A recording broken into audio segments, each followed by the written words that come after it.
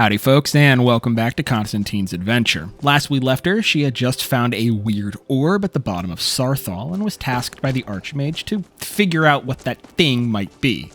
So, she goes to the one place that has a massive repertoire of knowledge, I don't want to see the you Arcanium. treating any of these books poorly. Are we clear? She rolls her eyes at him. He says this to everyone, and everyone knows he'd rip them to shreds. The threat just doesn't hit the same when it's said that constantly. She asked him if he had any information on the orb, and much to her surprise, not only did he know what she was talking about, but he had no idea what it was, though he did have an idea of where to I go. don't have anything for you. Not anymore, anyway. I said not anymore. Orthorn stole a number of books when he ran off to Felglow Keep to join those summoners. Some kind of peace offering. I think one of those volumes may have had some relevant information. If you want them, you'll have to talk to Orthorn. Seems like this is something the Archmage should care about. Not enough to bother with. Archmage Aaron's approach to these things is just to let them sort themselves out. Although now it looks like you'll be doing the sorting. Good luck with that. Archmage Aaron feels like a lazy individual who doesn't care much I for his have position, questions for you. or takes it for You were in granted. Sarthal. Before she had time to It has turn come to my around, attention who else that but something was Ancano found. starts trying to talk to her in a very dismissive manner. I know full well that So she gives it right on back do to him. not insult my intelligence. Tolfdir is still there now, is he? I shall expect a full report when he returns. From who? Her? Yeah, if that's his expectation, Something was he can discovered expect in an arrow Sarthal between that was his eyes, significant enough though that she's not Tolfdir trying to start a sent you diplomatic out of the issue. college alone Yet. to deliver word. That sounds precisely like the sort of thing that should matter to everyone, especially me. Thank you for your help. You may go now. I don't want to see You may treating go any of now? these books Does he poorly. think she's his servant or something? No. She's gonna find a way to humble this elf, even if it requires causing a little diplomatic incident with the Thalmor. While she tries not to think of revenge for the disrespect brought onto her by Ancano, she thinks about her current mission. There's books that she needs to pick up from Orthorn at a Felglow Keep somewhere near Whiterun. He allegedly ran off to join a coven of necromancers, so most likely it's a shoot on sight, ask forgiveness later sort of deal. Though why he joined a band of necromancers, she's not quite sure. It doesn't make sense. The Archmage has no issue with necromancy so long as it's within the college walls. She realizes that she's been focusing a lot on her education. While that's not a bad thing, her coin purse is getting just a little light.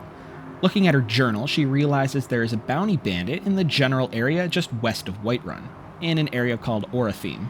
It seems like a pretty good idea to get the books from Orthorn first and then run over, take a bandit head, and collect her pay. She also has intent to stop by Whiterun to sell off a few items and see if Yorlin can finally help her crack the ebony puzzle that she's been having. Before heading into the tavern, she stops off at the museum drop-off point to send off a few items, including, most specifically, the staff that she picked up from the Draugr in Sarthal. It's an impressive staff and should do wonders for the museum. After having finished putting her stuff up for shipment, she walks into the tavern and asks for a quick meal for the road. You never know what's going to happen, and she's learned to eat whenever possible. Have you seen the Shrine of Azura? People say there's someone in Riften that can change your face. As she was leaving to go find the carriage driver, she ran into an incredibly intense man who had a little bit too much fondness for his, I'm sure you got plenty of horse. coin to spend around, but don't spend it all just yet. I'm going to be selling some of my own wares. He apparently is working on becoming a stable owner who will sell all sorts of horses. Constantine just gives him a weird look and tries to back away, but he just sort of keeps talking. She appreciates an individual who has a fondness and intensity for something, but to her, he had a bit of a, unhealthy attraction for horses, his in particular. He then randomly started raging on about mages and more specifically the art of soul trapping. To him, it's an evil craft, and there was a part of Constantine that really thought about trapping him in a soul gem. But with no black gem, there'd be no way to store his soul, so she was gonna let him go for now. That's right. They should call it soul rape. And all them soul rapists at the college should be That thrown into the intensity sea definitely for became their outright crimes. hostility, and for a brief moment, she thought he was actually going to attack her, but after putting her hand on the hilt of her sword, he backed off. She marked him down in her head as an individual to never buy a horse from. She found the driver just having a meal, and he was willing to take her to Whiterun as he had just finished eating. Her plan was to go from Whiterun to Felglow Keep, and double back to Whiterun, take care of any chores, and then make her way to Orithime before heading to Morthal to turn in the bounty. Then she would go from Morthal to Winterhold and return the books. At least this was her plan. We'll see what happens.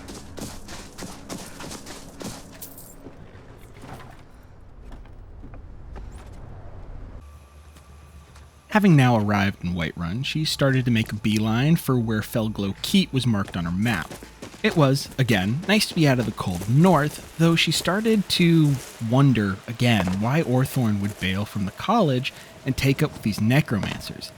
They probably weren't the most kind individuals, and he was bringing them books as a peace offering, so they most likely instructed him to do so. I doubt that these books were chosen at random.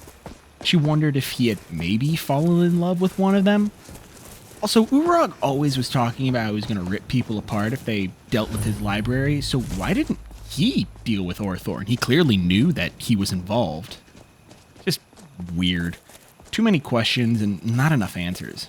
Realistically, it's not like it mattered anyway. She intended to get the books and find out all she could about this new orb. While making her way to the keep, she came across a roadside shrine to Talos. Now, she's no follower of the divine, but she doesn't agree with the Thalmor's hatred and purging of those who do. It just seems unnecessary. She had to admit it was actually very nice and quiet, though that quiet was quickly broken when 2 Thalmor agents appeared. Seems she chose the wrong day to stumble across this shrine. Having most likely been looking for actual followers of Talos, and not asking any questions to Constantine, she quickly drew her bow and started to deal with this new threat. The first soldier was easy enough. A few good arrows imbued with fire, and he fell incredibly quickly. The actual agent in the robes, though, was proving to be more difficult. Constantine was glad to see that his ward at least didn't stop her ethereal arrows, so she was able to keep her distance. With a final shot, he fell, and she chose to loot the bodies. No reason to desecrate them, though. The fire from the arrows did that for her.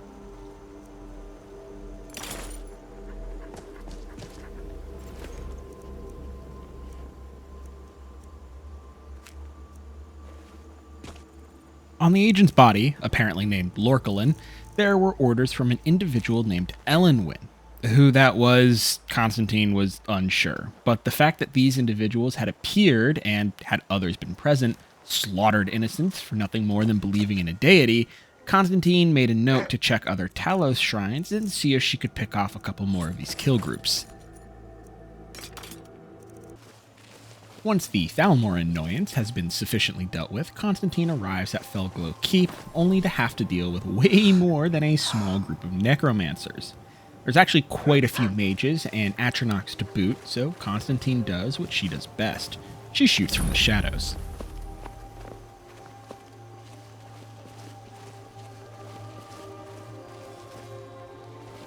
Her biggest concern is the Storm Atronach and whoever summons them. They typically are the strongest of the 3 elemental Atronachs, and she wants to get rid of the most immediate threat quickly.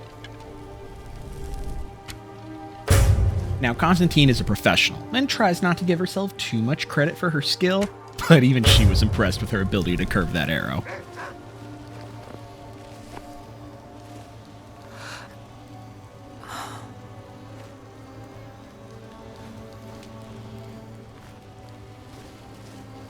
Constantine can hear the flame Atronach on the other side of the wall, but it never appears to give her a shot through the ruin. She's simply going to have to reposition to deal with it and the other mages. Either the mages are stupid, or they just are so used to their Atronachs spontaneously combusting because they don't seem to notice her presence at all. She would think 1 or 2 of them would have a detect life spell, but they don't. This, thankfully, makes her job a little bit easier.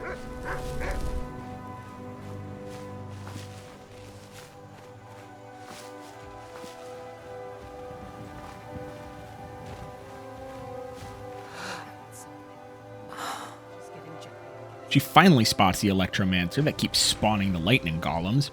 If she can take the mage down, she won't have to worry about those golems again. The only issue is that the golem kept protecting her. But Constantine is anything but a bad shot, sometimes, and she was able to thread the needle and kill the Electromancer. The loot was okay. Nothing special, and mostly just something to sell to merchants, but with the courtyard taken care of, she enters into the keep proper. She's not really sure what to expect, but at the very least, she imagines she's going to be running into quite a few mages. Her best bet, in all honesty, is to kill silently before they have a chance to react. Mages are, of course, the most dangerous in enclosed spaces. The first enemy she runs into appears to be a spider tamer of sorts. She's heard about attempts to domesticate spiders, but this would be the first time she's ever actually seen it with her own eyes. Too bad the spiders were weak, much like their master.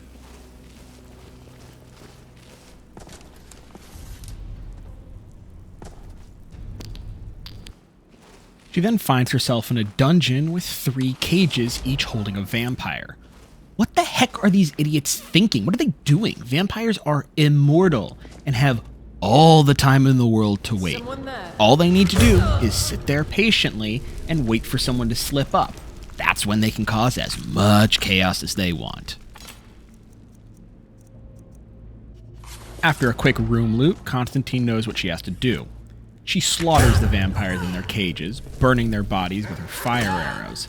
This way, they can't resurrect. Was it dishonorable to kill them in their cells? Maybe, but she's not really the type to care for that if her neck is on the line.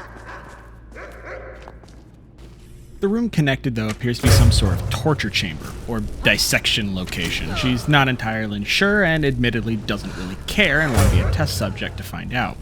She deals with the mages practicing and moves on with her day. Ironic that one of the mages called for mercy before burning to death, as she was found in a literal dissection chamber. The corpse of a master vampire is found on a table, most likely the most recent experiment, and while impressed that they were able to take one of these down, she was concerned what they were actually trying to learn from it. Exiting the room, she hears a voice calling from down below. It appears to be that of a pleading individual asking to speak with someone. If this is another vampire, she's going to kill it. But first, let's deal with the mage.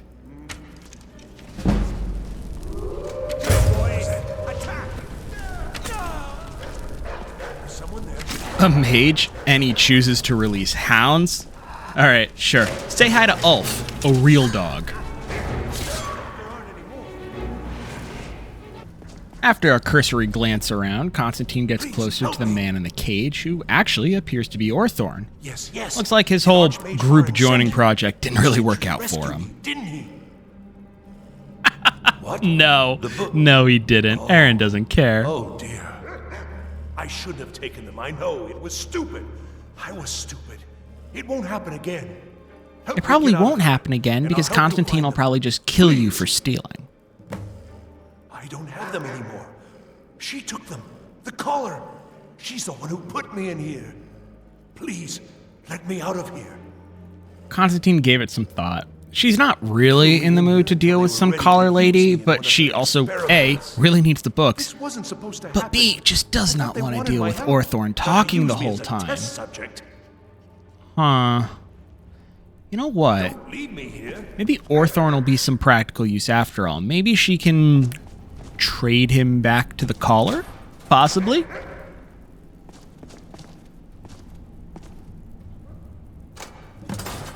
Obviously, without telling Orthorn any of this, she does choose to release him and start looting the rest of the room as necessary, but they'll need to move on quickly so that they can get to the books. Let's see how useful Orthorn will be in a fight. Constantine hears what is the unmistakable sound of fire magic being used, so, you know, time to show him what real fire feels like.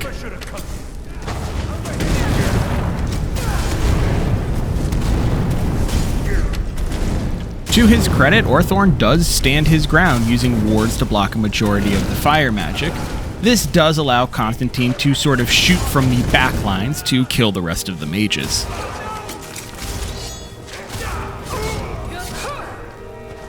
Why did I ever come here?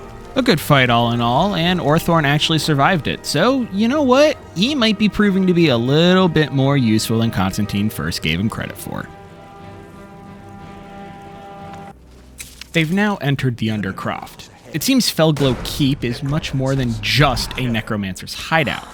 It seems like every portion of the building is divided into a different school of magic for different magic participants, almost like an underground school of the College of Winterhold. So, with the Undercroft, this is most likely going to be dealing with the necromancers.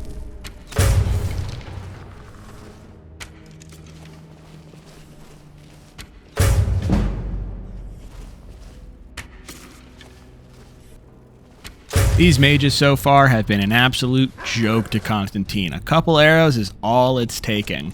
Whether they're just all very weak in magic or have never actually been in a real fight before, she's not sure, but she sure is glad that they're going down quickly. Next up appears to be some sort of summoning room. A bunch of conjurationists, no doubt. Constantine takes a little bit of a special pleasure in killing them, as she just superimposes Finis Gester's face on all of them. She can't kill the real thing yet, so this'll have to do.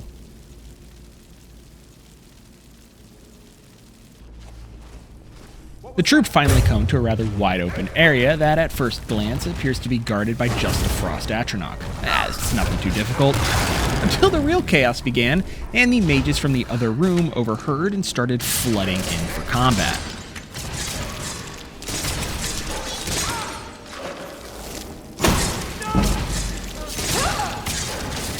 These mages were proving to have a bit more fortitude than the ones that she had been seeing.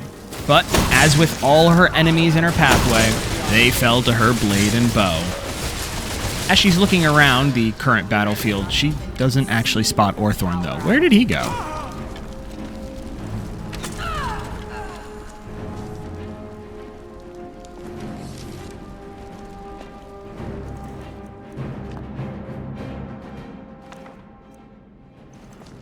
As she surveys the floor, now littered with charring corpses, she spots Orthorn, who succumbed to the flames as well. Not entirely sure when that happened, and while she won't shed a tear for his passing, she's a bit disappointed she won't be able to use him in a negotiation with the Caller. She moved onwards, running into no other opposition when she comes face to face with the Caller herself, who seems none too pleased about Constantine's rampage through her lair. How nice to meet you. So you're just one of Owen's lackeys. That's disappointing. You show real promise. You come here, kill my assistants, disrupt my work. You've annoyed me, so I don't think I'll be giving you anything. Insulted, annoyed, just a little pissed off, Constantine was in no mood for further negotiations and immediately opened fire.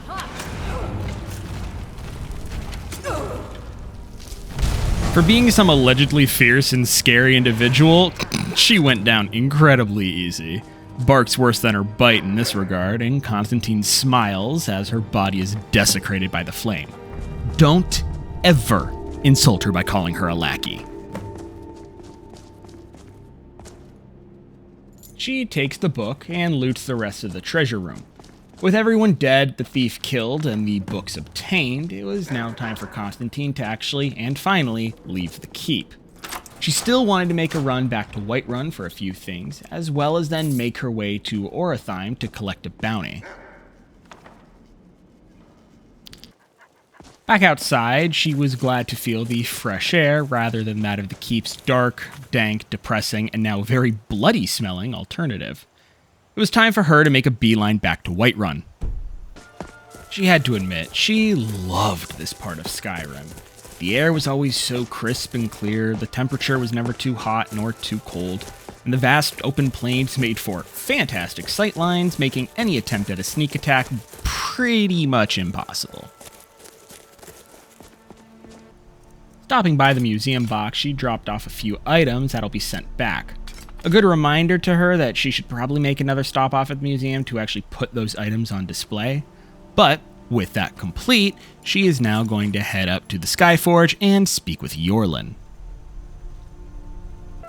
Having found him, she realized this was actually the first time she'd spoken with him since becoming Harbinger. Not a great look for her, but also she never asked for that position, so... Yorlin doesn't really seem to mind, though. He just seems happy the Forge is doing well. I think the Forge knows the greatness of Kodlak's sword. I can't really explain, but it feels like it's young. I'll wager it could now forge metal the likes of which hasn't been seen since eras long forgotten. I'm eager to try. Well, that definitely caught her attention. She'll have to give it a shot at some point. But she asks Yorlin if he'd be willing to help her with her training, and he agrees. Finally, she understands how Ebony is actually supposed to operate and work, and how it's just used. Oh, she's so excited. She's ready for an upgrade. She needs a new sword.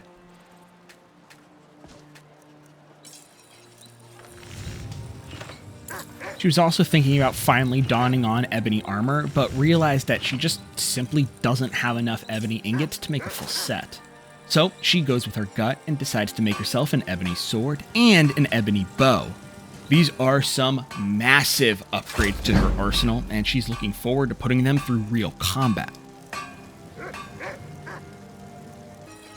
With the smithing finally complete, she then goes to the grinding wheel to actually improve her items and make them far deadlier than they were before.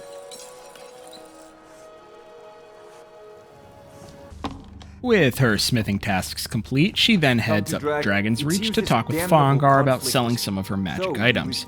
It seems that he doesn't keep much gold on his person, so instead she did some trades and swaps for a few spells and soul crystals. And with her chores now finally complete, she heads to the Bannered Mare to sleep the night away.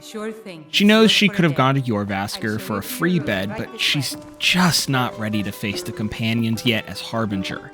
It's not a title she wanted, and it's something she still needs to come to terms with. Staying in the Bannered Mare was just easier. It wasn't going to cause too many issues.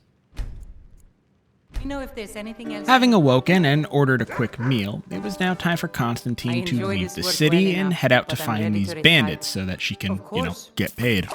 According to her map, though, Ortheim should be just west of Whiterun.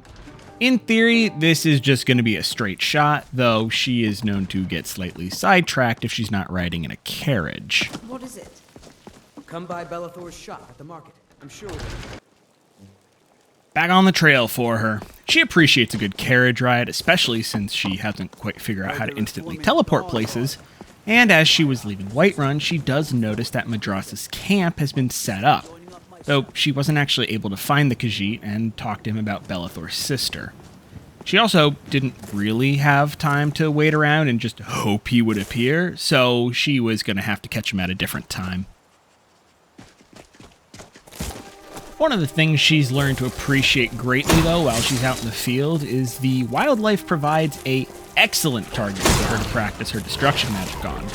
Here, she's messing around with her Icy Bolt ability. She's not great at aiming it, and the wildlife provide a nice practice target. She does use their parts, though, so it's not just killing for the sake of it. She considers it a more interesting form of hunting.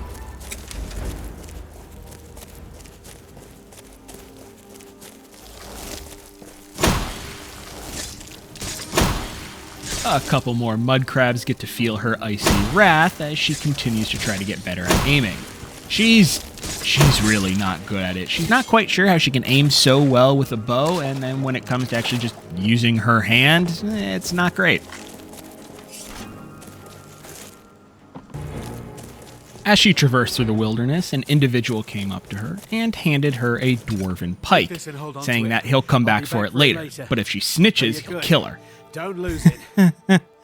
That was a stupid statement he made. Snitch or double-cross me and I'll kill you. I mean it.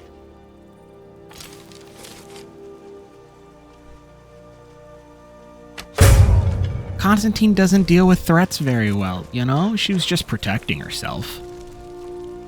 Did you see someone run past just now? No, sir. Not only did she see nobody run past, you appeared to have a wolf attacking you. You might want to do something about that.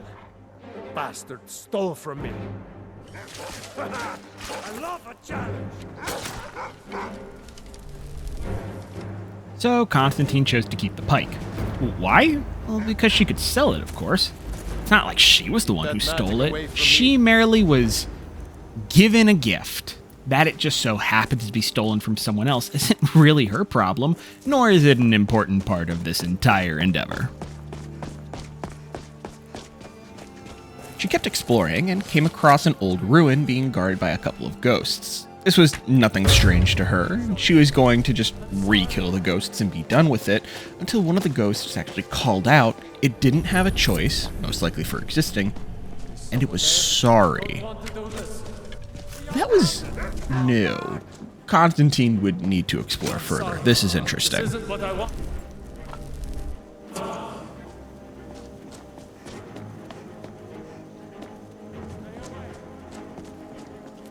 As she continued through the outside, it appeared there was more of these subjugated ghosts, all giving her warnings to leave, but having no ability to actually stop themselves from attacking. Constantine did what she could to just put them out of their misery. She still had a bounty head to collect, but this was a mystery she desperately wanted to figure out now. Having checked around the majority of the outside, she found nothing.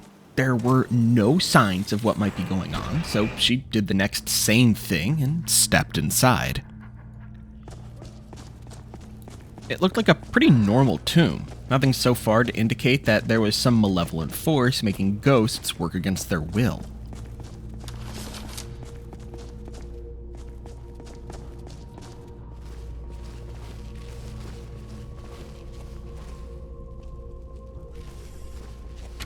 Stay away! I don't want to do this. Constantine's gonna try not to think about that missed shot and move on, because otherwise she's just gonna get annoyed with herself. But the fact that there are ghosts here means that whatever is making these things fight against their will, it's gotta be down here somewhere.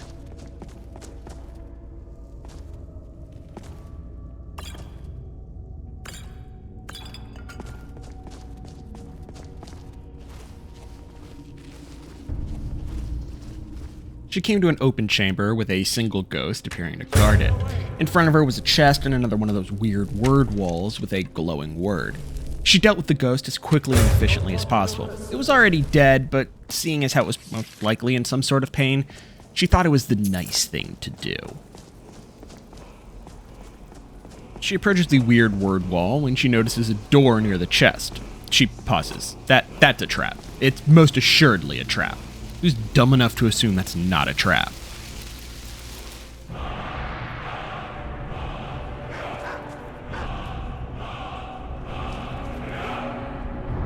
Accepting the word and understanding absolutely nothing about it, she looks back at the clearly trapped door, notices the chest has nothing in it, so again, clearly a trap, and then activates said trap by jumping over it.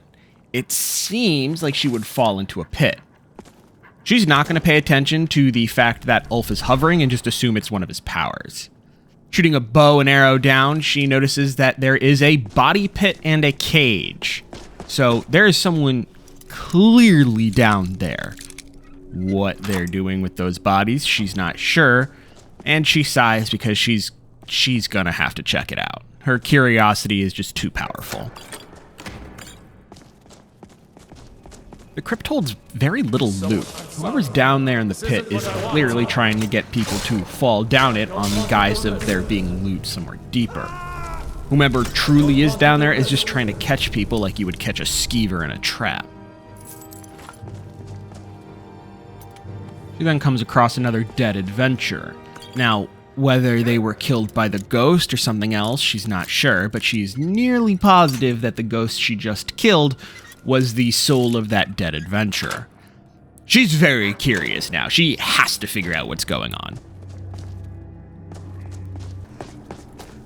Heading back to the door, she sighs, knowing she's absolutely about to step into a trap. She shoots an arrow down to at least open the door and jumps down. Oh, yes. Yes! And there's an incredibly creepy mage gloating over his newest capture. He's not realizing she knew, sort of, what she was stepping into, though the gloating bothered her. The ego on this asshole. dead than he she was going alive. to kill him. All right, let's see if we have something here to end this as quickly as possible. Constantine was pissed at this carefree attitude, and she later kicked herself for not taking a second to get a bearing on her surroundings, but she was pissed at this ego. So she was going to kill him from inside the cage just to prove a point. Was it stupid? Yeah, but she had faith in her abilities, and unlike him, her skills could actually back up what she was putting down. She then noticed the small little, bag that was next to the dead assistant that actually had a key for the cage. Again, she was sort of kicking herself for letting her ego get in the way. But she killed him, so that's all that really mattered.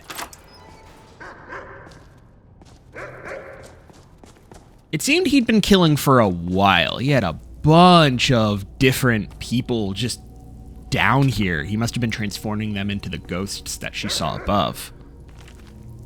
Picking up his research journal, she was right. This was a full-fledged serial killer who was learning to turn souls into ghosts, but seemed to actually enjoy the art of killing a person. He seemed to just really enjoy the torture and the screams. Keep in mind, Constantine's not above torture for the sake of revenge, but torture of innocents was just a step too far for her. She wondered why she hadn't actually come across a bounty on him, but in all honesty, it was most likely due to him leaving no survivors and targeting people who entered the crypt, not your everyday townsfolk who would have been the ones to put bounties.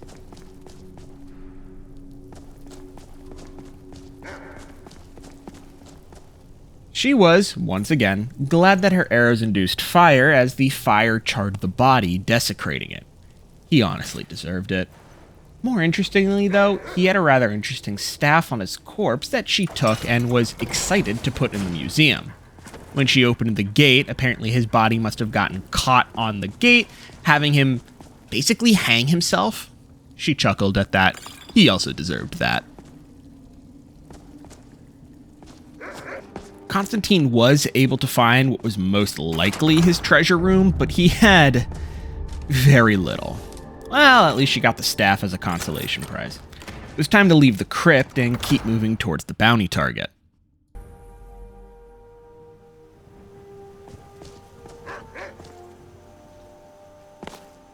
She was glad she didn't have to trek back through the crypt.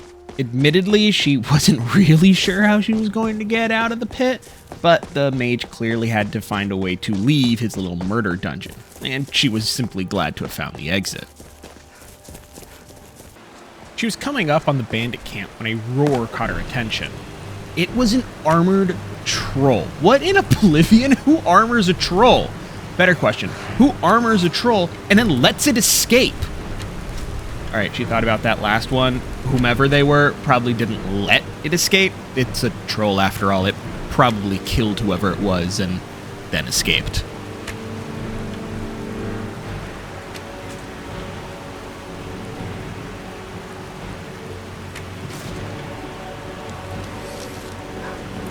She killed it, turned around, and found that some of the bandits were just milling about. How she didn't notice them, she's unsure, but it seemed like they were also completely enraptured by the strangely armored troll. Constantine took absolutely no pity on them and quickly killed them. Aggressive or not, they were still bandits, and they had to die. She finally came across Orathime, a small cave. Her target was most likely inside. It was now time for her to earn her pay. Fun aside, it was now time to get into the professional mode. Entering the cave, she quickly slathered a bit of poison on her arrows and downed a marksman potion. She then proceeded to kill as many as possible before she got spotted.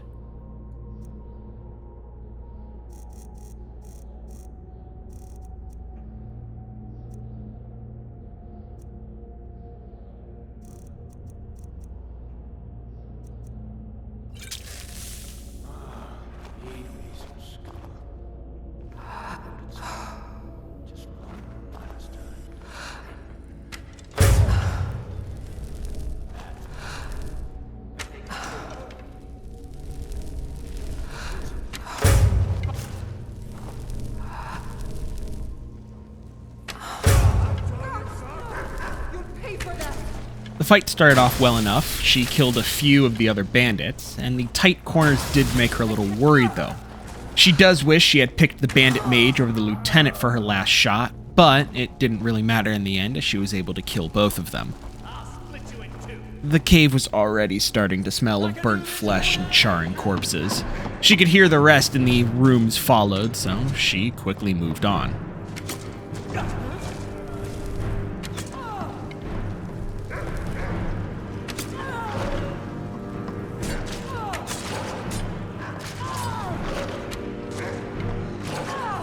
Ulf was doing some fantastic work keeping the chief occupied as she riddled her with a bunch of arrows. She would soon fall to their combined might.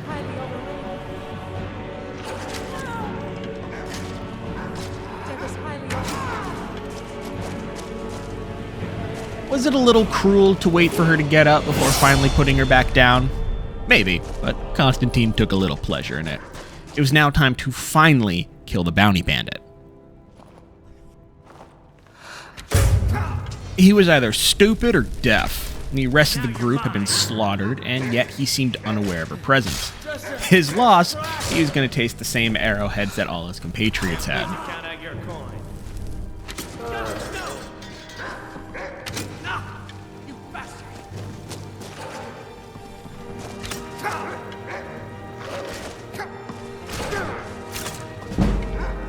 Ulf keeping him busy again was once more invaluable to killing Izan.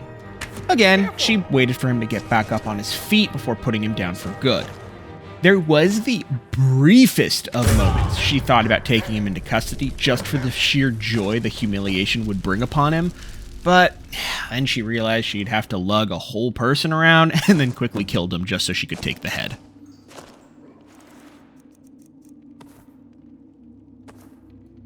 With the bounty bandit dead, all she had to do was take the head to Morthal, claim the bounty, and be on her way back to Winterhold with the books. As she exited the cave, she saw something unexplainable. Down the hill, she saw an incredibly large blue object. Not sure what it was, she got closer to it. As she got closer, its form started to become clear. 2 massive wings, a head full of fangs, and... no. They're dead. They've been dead for centuries. Spurned on more by fear than of curiosity at this point, Constantine got closer until the entity took flight. Oh, by the divines, she hoped she survived this. It is straight out of the picture books her mother would read to her. It was a dragon! A dragon in Skyrim. No. A dragon just simply being alive. How? Ulf, what are you doing? That is a dragon. You are not no. Ulf, get back. She couldn't run. She didn't even know if she was able to kill the damn thing. It could fly, and she couldn't. This would be her hardest fight yet.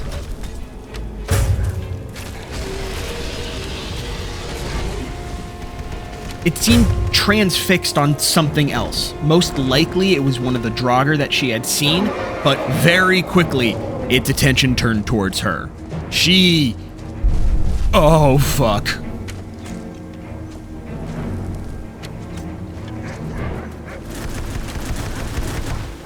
It was calling fireballs out of the sky. She didn't know what to do. She just kept putting arrow after arrow into it, hoping upon hope that something would kill it. And by the grace of the divines, somehow, her last arrow killed the dragon. Whether it was fake dead or real dead, she wasn't sure, but it wasn't shooting fire at her anymore. She had no idea what to think. Who is going to even believe her? A dragon in Skyrim? What? She took a deep breath. She had killed a dragon. She had just killed a dragon. What? Okay. No, she needed to calm down. It was guarding this ruin for a reason. So, time to enter the ruin.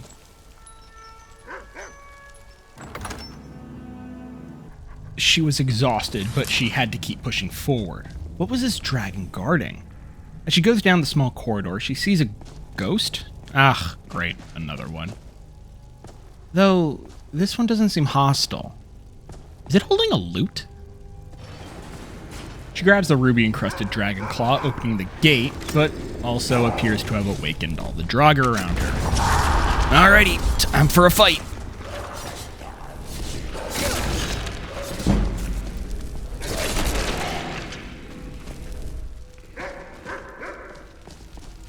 Draugr weren't anything difficult, and rather than rest on her laurels of having a ruby-encrusted dragon claw, she decides to push further into a crypt to follow the loot-carrying ghost. As she turns a corner, she sees a pressure plate trap, but sees no actual trap. Not sure what to do, she tries to roll over it, but accidentally trips it and... Oh, that was close. She continues further to find the ghost waiting for her on the other side of a weird, labyrinth-like puzzle room. It continues to beckon her forward, and so she agrees. She's not particularly sure what to expect, but considering where she is, she imagines she is going to run into quite a few Draugr, and she wasn't wrong. The spiders were a nice touch, though. She wasn't really expecting to see them down here.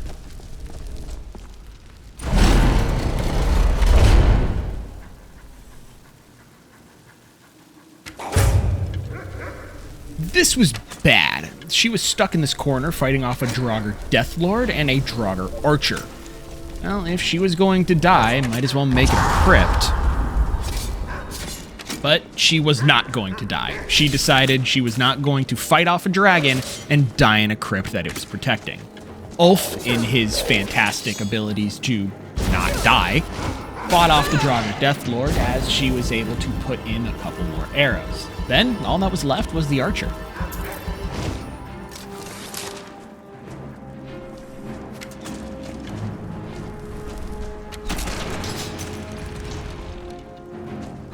With the death of the archer, she then turned her attention to the left, where she saw a Draugr on fire. She wasn't entirely sure what she was looking at. It's definitely a new type of Draugr, or at least one she hasn't seen, but it died all the same.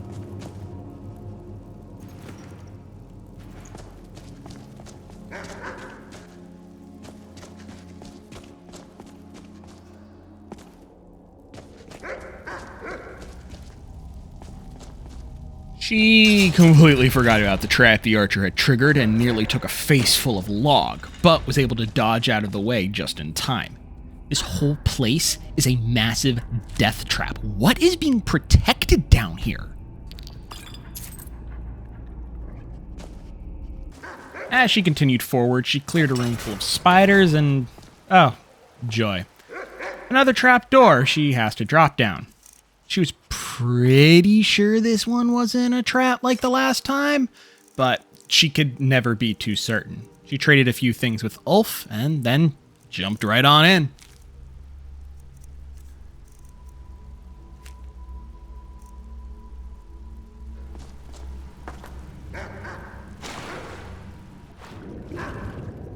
The drop wasn't too bad this time. She dropped into a full pool of water rather than a small puddle, so that broke her fall.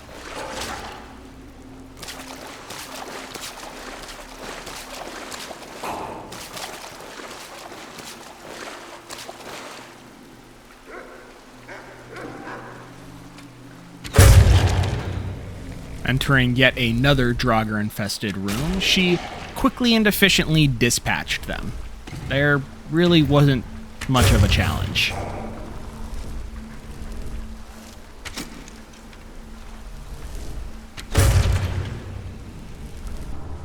As she proceeded forward, she took a left and came across the ghost once again, but this time it was in front of a glowing door.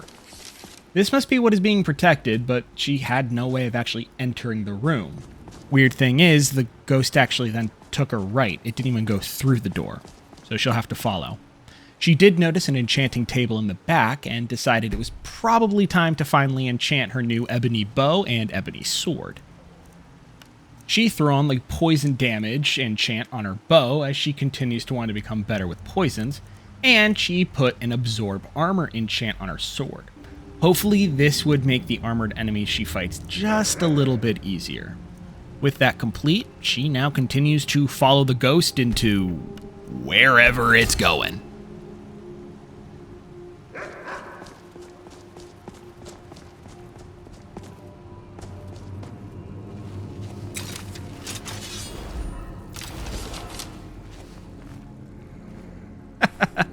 The shadows gave this Death Lord away. What was weird to Constantine, though, was that it didn't actually have any weapons at all. So this was a very easy fight, even though it took arrow after arrow to finally put it down.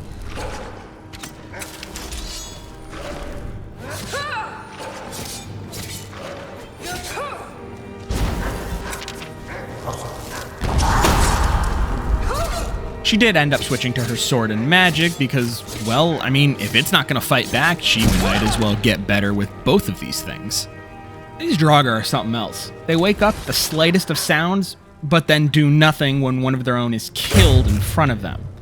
She really wishes she understood what triggered their awakening.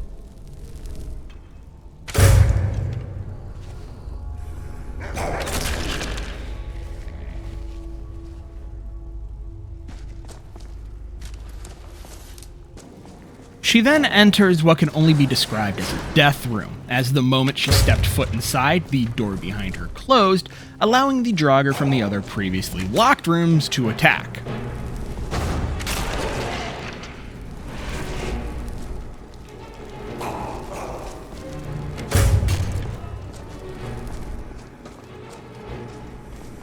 Thankfully, these Draugr weren't the most difficult thing she's had to fight today, so she was able to deal with them rather quickly.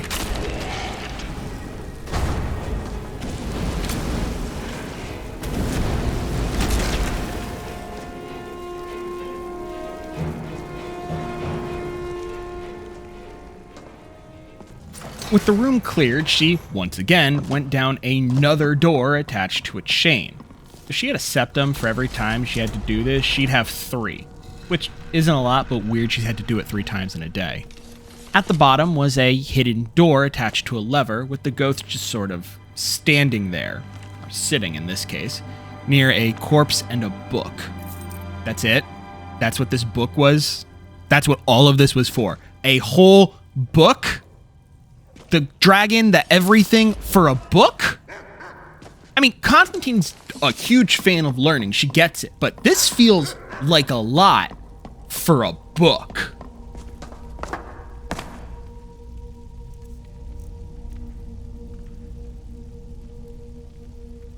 She takes another look at it, and the title said King Olaf's Last Verse. She doesn't know who King Olaf is, but it looks like this is something a bard would play, of sorts.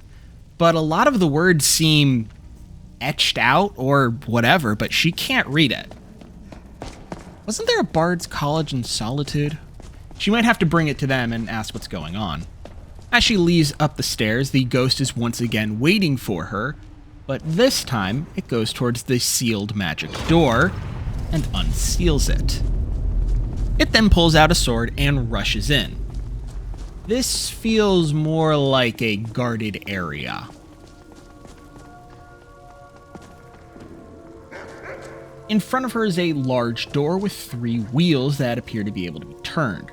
She realizes pretty quickly that the symbols on the bottom of the claw probably need to match the symbols on the door in the correct order. In this case, it looks like the first one needs to be a wolf, the second one needs to be an eagle, and the third one needs to be a wolf again.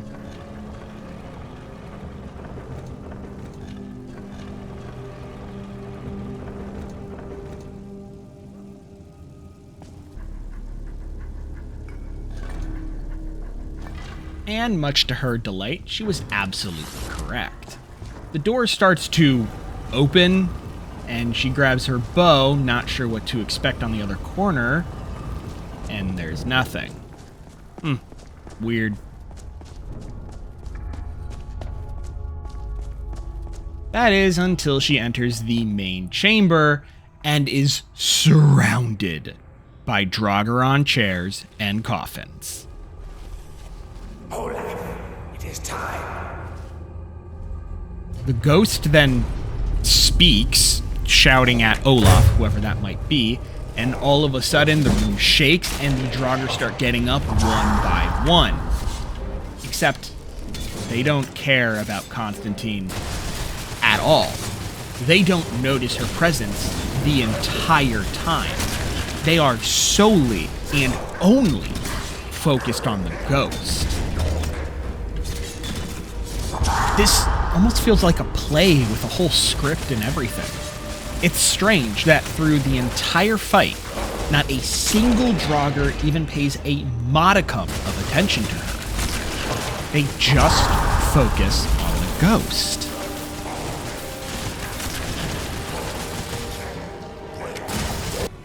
With the Draugr dead, again, the two approach the main coffin where the ghost calls out Olaf. This time, Olaf appears to respond in kind, telling the bard to go and die. Olaf then rises from the tomb to attack, though this time he does in some way, shape, or form appear to notice Constantine. He's still focused on the ghost, but there did seem to be some semblance of recognition. It's as if this wasn't part of the original script. With Olaf dead, the ghost goes and plays a lute. Alright, a little weird. But Constantine loots the body of King Olaf, and she finds quite a few good items, including a black soul gem that theoretically holds the soul of Olaf. Strange. She then goes towards the weird word wall once again to pick up another word she doesn't understand that speaks to her, or something of the sort. When she looks up, though, the ghost is gone. Interesting. Well, she trades a few things with Ulf so that he can carry some stuff as she is currently over-encumbered. She finally leaves the crypt and is well and truly exhausted. She just wants to make it to Morthal and rest. She's not sure she's making it to Winterhold today. Urag can wait for his books. But before she can rest, she hears a woman crying out in pain. Now, to Constantine, this is definitely a trap. But on the very slim chance that it's not, she needs to help save this person. It's raining, gods know what's out there, and so she goes across the mountain to find who or what is calling out.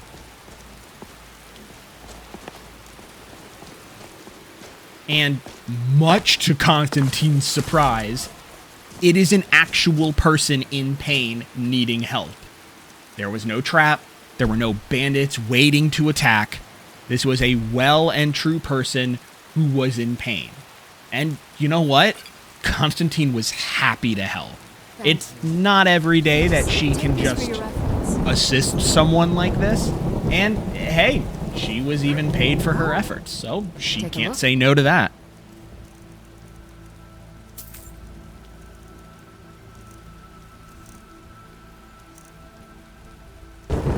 After helping the alchemist, Constantine is thankfully relieved that nothing else of note happened on her way back to Morthal, until she came across another one of those markers, those little waystones, and a dead body on it. Looking at the clothing, it was most assuredly a vampire, and it looked dead, but she swears she saw it move. Not willing to take any chances, she burns the body.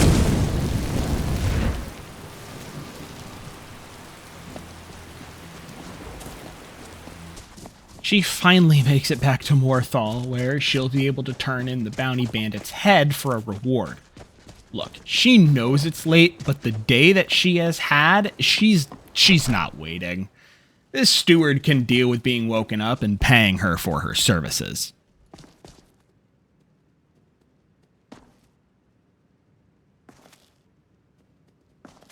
If you've business with the Jarl, I'd ask that you speak to me first. Thank you. Here, this is for you. There aren't After any being houses for paid, sale she in asks about a home in but the if you're area. interested, More I so could sell out of you curiosity land in than the anything hole where else. you could build It your always own helps to house. have more bases, and he lets her know that there's no houses for sale, but there is a plot Very of well. land. She hasn't finished constructing her other house near Falkreath, so buying more land just sort of feels irresponsible to her. Tired, hungry, and exhausted, Constantine heads towards the inn for a nice meal and a place to lay her head. She'll deal with the college business later. And with that, this is where we're going to leave Constantine for today. She finally came across her first dragon somehow, and the pull of Helgen is getting stronger by the day, though she ignores it in favor of assisting the college with their new discovery. I really hope you enjoyed this episode of Constantine's adventure with all the exploration and ruin diving. Several of my other videos are taking longer than expected to finish, so apologies for that. If you enjoyed this episode, though, please remember to like, comment, and subscribe, and I hope you all have a great rest of your day. See you in the next one. Peace!